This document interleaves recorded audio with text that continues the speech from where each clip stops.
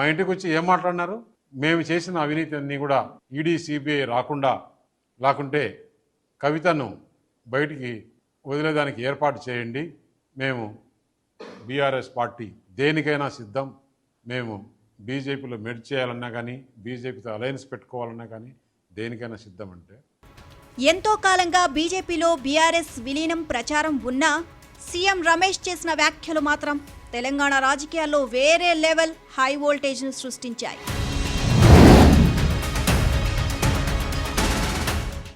కూర్చొని డిబేట్ పెట్టుకుందామా? నేను కేటీఆర్ ఇద్దరమే ఎక్కడికి రమ్మంటే అక్కడికి, ప్రెస్ క్లబ్కైనా సరే, తెలంగాణ భవన్కైనా సరే, లేదు ఎక్కడైనా సరే హైదరాబాద్లో మన ఇద్దరం కూర్చొని డిబేట్ చేద్దాం మీడియా.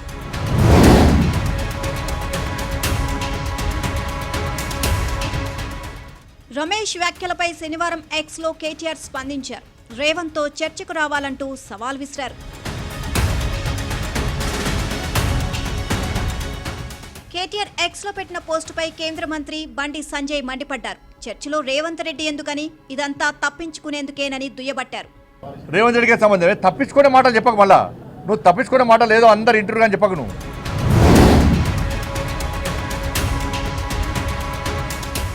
అసలు సీఎం రమేష్ సవాలుకు కేటీఆర్ సిద్ధమా అని బండి సంజయ్ ఛాలెంజ్ చేశారు. సీఎం రమేష్ గారు సవాల్ చేసింది నీకు. సీఎం రమేష్ గారిని నేను ఇన్వైట్ చేస్తా. కరీంనగర్ వేదికనా, హైదరాబాద్ వేదికనా, చర్చకు నువ్వు సిద్ధమా? చర్చా వేదిక నేను ఏర్పాటు చేస్తాను. మీరు కరీంనగర్, హైదరాబాద్ చలో డే టు టైం కేసీఆర్ కొడుకుని డిసైడ్ చేయమను. సీఎం రమేష్ గారిని రమ్మట, నేను ఇన్వైట్ చేస్తా. నువ్వు వస్తావా?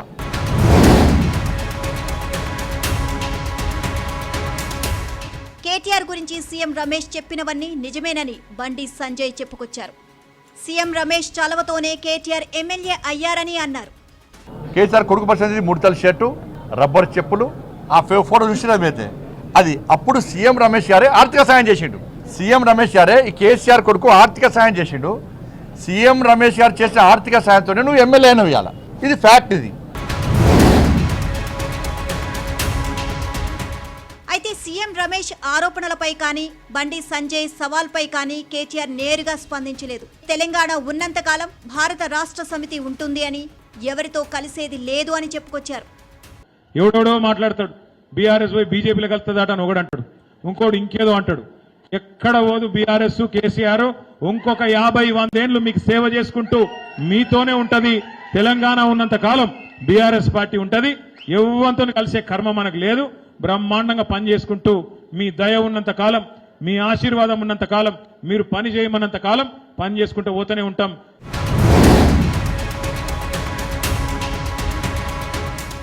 బీఆర్ఎస్ నేతలు ఇలా చెబుతున్నా సాక్షాత్తు తన తండ్రికి రాసిన లేఖలో కవిత ఇదే మాట చెప్పారని బీజేపీ నేతలు గుర్తు చేస్తున్నారు.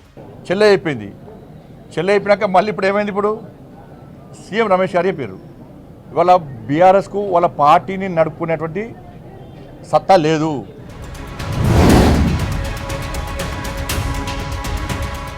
అసలు ఈ అంశాన్ని తన తండ్రికి రాసిన లేఖలో బయటపెట్టి కలకలం రేపిన కవిత ఇప్పుడు మాత్రం ఈ వివాదంపై స్పందించబోను అన్నారు. లేదండి, ప్రజా సమస్యల మీద మాట్లాడాలనుకుంటా, ఆ విషయంతో నాకు సంబంధం లేదు. లేదండి, ప్రజా సమస్యల మీద మాట్లాడాలనుకుంటా, ఆ విషయంతో నాకు సంబంధం లేదు. అయితే బీజేపీలో బీఆర్ఎస్ విలీనం చర్చ ఈనాటిది కాదు. గత అసెంబ్లీ ఎన్నికలకు ముందే బీజేపీ బీఆర్ఎస్ ఒకటేనని కాంగ్రెస్ ఉధృతంగా ప్రచారం చేసింది. ఇవే అసెంబ్లీ ఎన్నికల ఫలితాల్లో తమ కొంప ముంచాయని సాక్షాత్తు బండి సంజయ్ కూడా చెప్పారు. బీఆర్ఎస్ నడుపుకోలేని స్థితిలో నువ్వు బీజేపీలో విలీనం చేద్దామనుకున్నావు. నరేంద్ర మోడీ గారు నిజామాబాద్ సభ వేదికగా క్లారిటీ ఇచ్చిండు. కేసీఆర్ గారు నారికి వచ్చిండు, నాకు ఆరోగ్యం బాగలేదు, నా కొడుకును ముఖ్యమంత్రి చేస్తా అని చెప్పన్నాడు.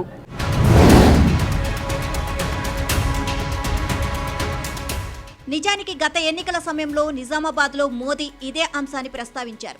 గ్రేటర్ ఎన్నికల్లో బీజేపీ విజయం సాధించగానే కేసీఆర్ తన దగ్గరకు వచ్చి ఎన్నడూ లేనంత ప్రేమ కురిపించారు అని అన్నారు.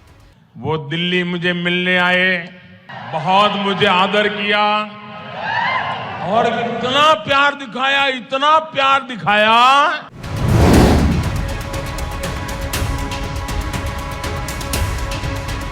అంతేనా, తన బాధ్యతలు అన్ని కేటీఆర్కు అప్పగించి మీ దగ్గరకు పంపుతాను, ఆశీర్వదించండి అంటూ తనతో కేసీఆర్ అన్నారని మోదీ చెప్పారు.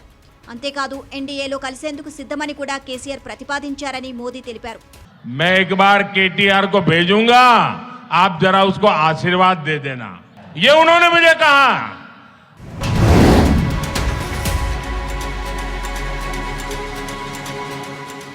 అయితే గ్రేటర్లో తాము విపక్షంలోనే ఉంటామని, అలాగే వారసత్వ రాజకీయాలకు వ్యతిరేకమని తాను తేల్చి చెప్పానని మోదీ వివరించారు. ఆ తర్వాత కేసీఆర్ తన మొహం కూడా చూడలేదు అని మోదీ చెప్పారు.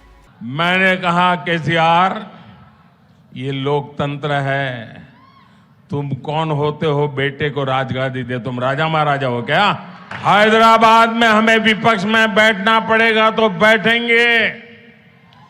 केसीआर की सरकार हमारे कार्यकर्ताओं पर जुल्म करेगी तो जुल्म सहेंगे, लेकिन हम तेलंगाना की जनता से दगा नहीं कर सकते हैं.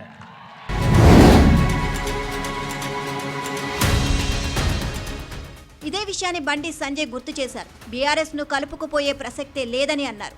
బిడ్డ, కొడుకు, అల్లుడు, ఇంకా సరకుని కొడుకు, తండ్రి, వీళ్ళ పార్టీ బీఆర్ఎస్ పార్టీ ఎట్లా ఒప్పుకుంటాం మేము? దేశంలో కాంగ్రెస్ పార్టీ యొక్క వారసత్వ రాజకీయాల వ్యతిరేకంగా మేము ఫైట్ చేస్తున్నాం మేము. కాబట్టి నేను మళ్ళీ చెప్తున్నాను, మళ్ళీ పూర్తిగా అవినీతితో కూరుకుపోయింది వాళ్ళు. నేను క్లియర్గా మాది వారసత్వ రాజకీయాలకు మేము వ్యతిరేకం, మేము ఎట్టి బస్లో దాన్ని సహించము.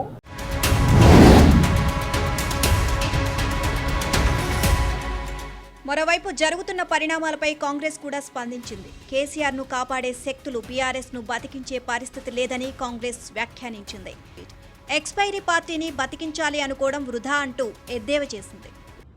కాబట్టి ఎక్స్పైరీ పార్టీని బతికించుకునే వ్యూహంలో ఉన్నా కూడా లాభం లేని పనికి ఎంత కొట్లాడినా వేస్టే.